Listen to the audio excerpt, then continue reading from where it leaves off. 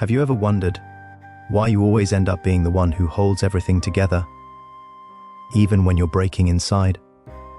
Because sometimes, the strongest person in the room is also the one carrying the most silent weight. This is a story about unspoken feelings in relationships, about the hidden layers of identity we build to survive, and about the quiet sadness we don't talk about, especially when everyone sees us as the mature one. Maybe you learned to be responsible too early. Maybe you became the calm one in chaotic rooms. Or maybe you're simply the person others lean on, because you've always held yourself together. But what does that role cost you? Today, we're going to explore the emotional reality behind that identity. The part no one sees, the part you rarely say out loud. Breathe. Let's begin. There's a moment you may recognize. A moment when someone looks at you with gratitude, admiration, or relief. Because you stepped in again, you soothed the tension again, you understood again. Outwardly, it looks like strength. Inwardly, it feels like a quiet resignation. When was the last time someone asked you how you were doing, and actually meant it? Being the mature one often means being the emotional cushion for others. You navigate conversations carefully. You swallow reactions to keep the peace. You listen more than you speak, and you become the person who rarely collapses, because everyone expects you not to. But beneath the calm surface there is a subtle ache, a tenderness you don't show, a version of you that wonders what it would feel like to be caught, instead of always catching others. The world admires your steadiness, but it rarely sees the emotional toll. A soft truth: sometimes maturity isn't a choice, it's a survival skill. Notice when you're automatically taking responsibility for things that don't belong to you. Just noticing shifts your emotional weight. Most people don't wake up one day and decide to be the mature one. It begins quietly, often in childhood. Maybe you grew up in a home where emotions were unpredictable. Maybe you learned to read the room before you read yourself. Maybe you took care of others before you learned how to be cared for. Think of a childhood memory where you felt older than your age. It might explain more than you realize. Children who become emotionally responsible too early often turn into adults who overfunction. They become reliable, capable, stable, because they had to be. And that early training follows them into friendships, relationships, work, and even self-image. You learn to be calm when others were not. You learn to make yourself small so others could feel safe. You learned that being good meant being controlled. But here's the quiet irony. The role you played to survive became the identity people now praise. Gently ask yourself, did I become mature, or was I trained to be? The answer reveals where the healing begins. Psychologists call it emotional hyper-independence or role conditioning. Different terms, same pattern. When someone repeatedly suppresses their own needs to support others, the brain adapts.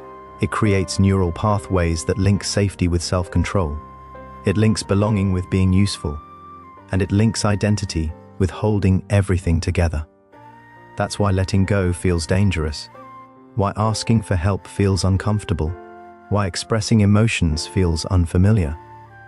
Here comes another shift, a grounding thought. You weren't born mature. You became mature to survive environments where immaturity wasn't safe. Your nervous system learned to anticipate tension. Your mind learned to scan for emotional cues. Your body learned to stay composed, even under stress. But this constant regulation comes at a cost. Fatigue, emotional numbness, or a sense of carrying invisible weights.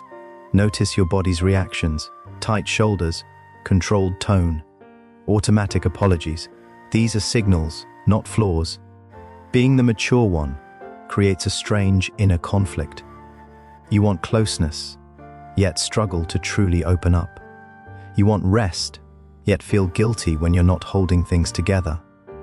You want to be understood, yet rarely reveal the depths of your inner world. What would happen if you didn't manage the moment? Who would you be without the responsibility? There's a quiet exhaustion in always being the stable one. You monitor your reactions, you filter your feelings, you calm situations before others notice they're rising. It's emotional restraint, practiced for so long that it becomes invisible. But here's the hidden truth. The mature one is often lonelier than anyone suspects. Not because they lack people, but because they rarely feel held, and sometimes, even they forget what vulnerability feels like. Let one emotion be unfiltered today. Just one. A single, unedited moment builds emotional muscle. Eventually, something shifts. Not loudly, not dramatically, just a soft, internal question. Why am I the only one who notices what I need? This realization often comes in moments of fatigue, after a long day of being on, or after people rely on you without thinking, or when you suddenly feel emptier than usual. Picture a phone battery stuck at 3%, still functioning, still responding, still strong, but one more notification, and it crashes. This is the emotional truth of the mature one. Your turning point isn't about breaking down, it's about acknowledging that you are not built for endless emotional labor. It's the moment you see your own humanity, without judgment. Give yourself permission to pause before responding. That tiny gap creates space for self-recognition. Healing doesn't begin with dramatic choices. It begins with small allowances, tiny permissions, moments of softness. Self-compassion enters quietly. At first, it feels unfamiliar, almost uncomfortable. But slowly it becomes a companion. You start noticing your limits. You start honoring your tiredness. You start understanding that maturity doesn't mean emotional silence. It means clarity. When did you last comfort yourself the way you comfort others? The mature one learns that expressing needs isn't immaturity, it's honesty. That resting isn't weakness, it's renewal. And that being vulnerable doesn't reduce your strength. Speak one small need out loud, even to yourself. It teaches your brain that your emotions are valid too. In the end, being the mature one is not a flaw. It's not a burden you fail to avoid. It's the story of someone who learned to hold the world long before they learned to hold themselves. But now, you're learning both.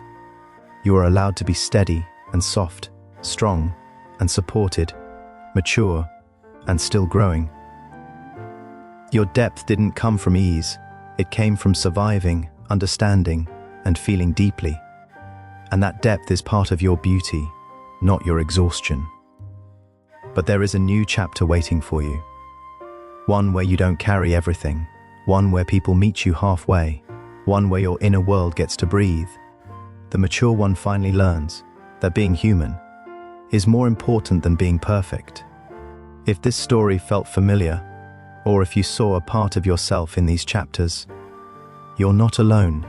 You can explore more gentle psychological videos like this by staying connected. It helps these conversations reach the people who need them most.